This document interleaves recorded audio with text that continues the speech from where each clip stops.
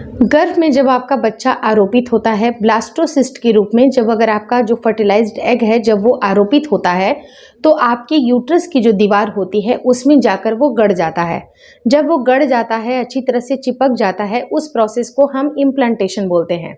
और उसी प्रोसेस के बाद जब वो प्रोसेस पूरी अच्छी तरह से सफलतापूर्वक हो जाती है तो ही आपकी प्रेगनेंसी कंसीव होती है और 9 महीने के लिए उसकी शुरुआत वहीं से शुरू होती है। अब जब ये इम्प्लांटेशन सक्सेसफुल हो जाती है तो आपके शरीर में बहुत सारे बदलाव होते हैं। और प्रेगनेंसी कोई छोटी चीज़ नहीं है, बहुत बड़ी चीज़ है और उसका असर आपके पूरे शरीर में दिखाई देता है। चाहे वो आपका सर हो या सीना हो या आपके ब्रेस्ट हो या आपके दिल की धड़कन हो, आपकी पेट की गड़बड़ी हो या फिर आपके प्राइवेट पार्ट के एरिया के डिस्चार्जेस हों। इन सब में कहीं ना कहीं आपको डिफरेंसेस लगते हैं और इन सब का असर प्रेगनेंसी के लक्षणों के रूप में आपको दिखाई दे जाता है। तो आज की इस वीडियो में इन्हीं तमाम टॉपिक के ऊपर बातें करेंगे कि आपकी प्रेगनेंसी के वेरी अर्ली साइंस की क्या क्या लक्षण होते हैं, क्या क्या साइंस होते हैं इसके, जिससे कि आपको समझ जाना चाहिए कि आपकी इम्प्लांटेशन बिल्कुल सक्सेसफुल हो गई। वीडियो काफ़ी इन्फॉर्मेटिव है, प्लीज़ शुरू से लेकर लास्ट तक ज़रूर देखिएगा। नमस्कार दोस्तों, मेरा नाम हर्षिता वर्मा है और आपका मेरे चैनल ट्विंस माय वर्ल्ड पे बहुत बहुत स्वागत है। जब ब्लास्टोसिस्ट के रूप में आपका फर्टिलाइज्ड एग जब आता है, जब वो धीरे धीरे ट्रैवल करके 3 से 4 दिन जब उसको लग जाते हैं आपके यूट्रस की दीवार पे, जब उसका आरोपण होता है तो आरोपण होने के बाद से आपके ब्लड का सर्कुलेशन काफ़ी तेज़ हो जाता है।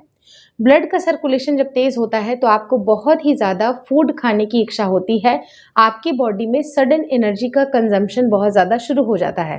तो बहुत सारी महिलाओं को काफ़ी ज़्यादा फूड की क्रेविंग होना उसी समय से शुरू हो जाती है, क्योंकि उनके शरीर में ग्लूकोज की जो एनर्जी है वो बहुत तेज़ी से खपत होने लगती है और ग्लूकोज की नीड आपको लगने लगती है। तो बहुत सारी महिलाओं को मीठा खाने की भी क्रेविंग होती है, उनको सडन ऐसा लगेगा कि कुछ 1 से 2 चीज़ें, कुछ मिठाई की हो या गुड़ की हो, वो खा करके 2 गिलास पानी पी ले, उस तरह की क्रेविंग होती है। और ऐसे टाइम पे महिलाओं को काफ़ी ज़्यादा थकावट भी महसूस होती है।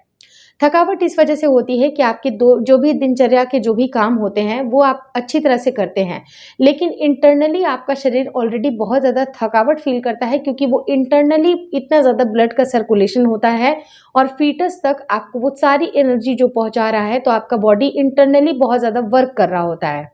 जब ये बॉडी आपकी पूरी तरह से अंदरूनी तरीके से वर्क करती है तो बाहरी कामों में भी आपको कुछ हैम्पर महसूस हो सकता है, जैसे कि आप काफ़ी थकावट फील कर सकते हैं, आपको लो एनर्जी लग सकती है, आपकी इम्यूनिटी भी इस टाइम पे लो हो सकती है। इम्यूनिटी लो होने के बहुत सारे कारण होते हैं, क्योंकि जो एक्सटर्नल जो मेल के सेल्स होते हैं वो हमारी बॉडी के लिए बिल्कुल एक्सटर्नल चीज़ है और उसका आरोपण हो रहा है, उसका फर्टिलाइजेशन हो रहा है एग के साथ। तो वो चीज़ों को थोड़ा सा कवर करने के लिए, क्योंकि हमारी जो बॉडी होती है वो बाहरी जितनी भी चीज़ें हैं, चाहे वो इन्फेक्शन हो, बैक्टीरिया हो, उससे लड़ने के लिए जो वाइट ब्लड सेल्स होते हैं वो एक्टिव हो जाते हैं और हमारी इम्यूनिटी उस टाइम पे बहुत ज़्यादा वर्क करती है। और वो बाहर जो भी ये सारी जो चीज़ें होती है, लाइक इन्फेक्शन या कोई ऐसी भी चीज़ें जो अनवांटेड है शरीर के लिए, तो वो उसको फाइट आउट करके उसको डिस्कार्ड कर देती है। लेकिन at the time of pregnancy हमारी इम्यूनिटी इस वजह से लो हो जाती है, ताकि जो मेल के सेल्स हैं उनका आरोपण अच्छी तरह से फर्टिलाइजेशन के रूप में हो जाए और अच्छी तरह से आरोपण हो जाए, ताकि ये प्रेगनेंसी रुक पाए। तो महिलाओं की जो इम्यूनिटी है खुद ब खुद वो लो हो जाती है। उस टाइम पे उनको फीवरिश फीलिंग भी हो सकती है, कई बार बहुत सारी महिलाओं को फ्लू भी हो जाता है, कई बार कुछ चीज़ खाने की अरुचि नहीं भी होती है, किसी पर्टिकुलर चीज़ से उनको स्मेल वगैरह की प्रॉब्लम हो जाती है। कई बार क्या होता है कि काफ़ी अजीब सा उनको हेडेक जैसा महसूस होता है, चक्कर आता है, उनकी इम्यूनिटी काफ़ी लो हो जाती है, उनकी जो एनर्जी की लेवल होती है वो काफ़ी लो हो जाती है।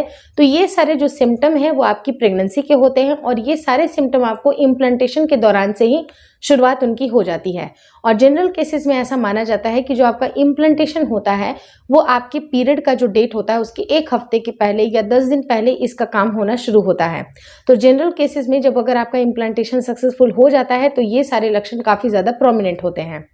4th इंपॉर्टेंट चीज़ होती है फ्रीक्वेंट यूरिनेशन। जैसे मैंने आपको ऑलरेडी बताया कि ब्लड का फ्लो काफ़ी तेज़ी से बढ़ रहा होता है, तो जब ब्लड का फ्लो काफ़ी तेज़ी से बढ़ेगा उतना ज़्यादा आपकी ब्लड की प्यूरिफिकेशन होगी, फिल्ट्रेशन का काम होगा। तो फिल्ट्रेशन का काम होगा आपकी किडनी के, आपके ब्लैडर के ऊपर जोर पड़ेगा तो आपको बहुत ज़्यादा यूरिनेशन भी फील होगी। तो ऐसे केस में देखा जाता है कि 99% महिलाओं को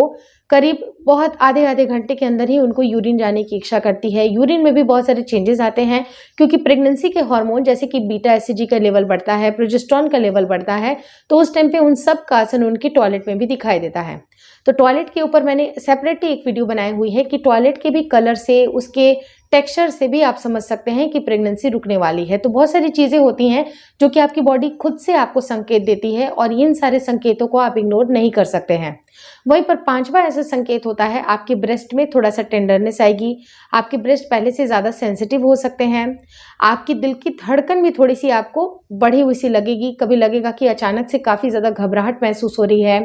कुछ ऐसी कोई भी ऐसी घटना नहीं होती है जिससे लगेगा कि हाँ कुछ घबराने वाली बात है, लेकिन अंदर ही अंदर बहुत ज़्यादा दिल की धड़कन बढ़ जाना, और इन सब का असर पड़ता है कि आपकी बीपी रेगुलरली आपकी फ्लक्चुएट हो रही है। आपकी बॉडी में जब प्रेगनेंसी रुकती है तो उस टाइम पे वो स्टेमिना अलग होती है, बॉडी नॉर्मली नहीं बिहेव करती है। तो उस टाइम पे जब बीपी का फ्लक्चुएशन होता है तो उस टाइम पे दिल की धड़कन भी आपकी फ्लक्चुएट कर सकती है, घबराहट भी हो सकती है,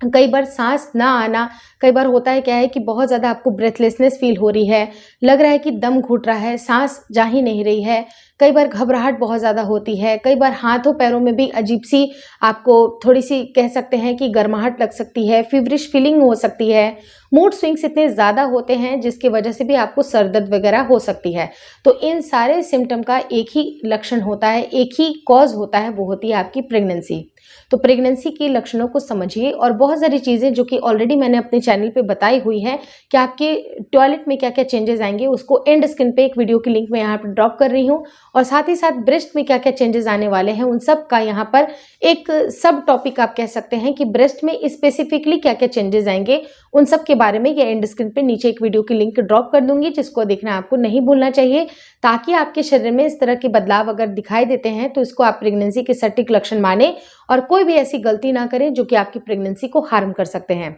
अगर कुछ चीज़ों का पता आपको पहले से चल जाता है तो आप उसके ऊपर काम करना शुरू करते हैं। डॉक्टर को भी विजिट ज़रूर करना चाहिए ताकि आपकी पहले अल्ट्रासाउंड जल्दी से जल्दी हो पाए और आप मेडिकेशन पे आ जाएं। अगर आप बहुत दिनों से ट्राई कर रहे हैं, प्रेगनेंसी आपकी नहीं रुक पा रही है, तो आपकी जब भी प्रेगनेंसी रुकती है तो आपको एक्स्ट्रा प्रोजेस्टेरोन के इंजेक्शंस या दवाइयाँ ज़रूर लेनी चाहिए ताकि आपकी प्रेगनेंसी को सपोर्ट मिल सके। उसको एक्सटर्नल अगर सपोर्ट मिलेगा तो आपकी प्रेगनेंसी में कहीं पर भी कोई कॉम्प्लिकेशन नहीं आएंगे, गर्भपात होने के भी चांसेस बहुत कम हो जाते हैं। तो आप यथाशीघ्र अपने डॉक्टर से ज़रूर मिलिए, पहली अल्ट्रासाउंड कराइए और बाकी मेरे वीडियोज़ तो आपको गाइड कर ही देंगे। Thank you so much for watching twins my world.